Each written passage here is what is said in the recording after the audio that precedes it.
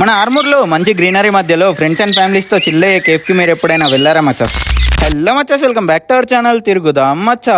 Weather అయితే చాలా చల్లగా ఉంది కాబట్టి మన ఊరికి మధ్యలో కాకుండా ఊరికి అవతల కాకుండా మంచిగా ఫ్రెండ్స్ అండ్ ఫ్యామిలీతో చిల్ అవుదామంటే అలాంటి కేఫ్ ఉందా అని ఆలోచిస్తే కొత్తగా ఓపెన్ అయిన శ్రీజా కేఫ్ గుర్తొచ్చింది మా. అదే ఊపుతో covering classic cafes in Armoor day 4 కోసం మన సిద్ధులగుట్ట బ్యాక్ సైడ్ ఉన్న శ్రీజా కేఫ్ లోకి అడుగెట్టేశాం. కేఫ్ అయితే చుట్టూరుగా మంచి గ్రీనరీతో నిండి నేచర్ మధ్యలో బ్లాక్ అండ్ వైట్ థీమ్ లో చాలా క్లాసీగా ఉంది. రాత్రి అయితే లైట్లు కూడా మెరుస్తాయి. కూర్చోనికి అయితే సేమ్ మళ్ళీ స్కూల్ వైబ్స్ గుర్తు చేయడానికి కొంచెం అలాంటి వెంచలే సెటప్ చేశారు మచ్చస్.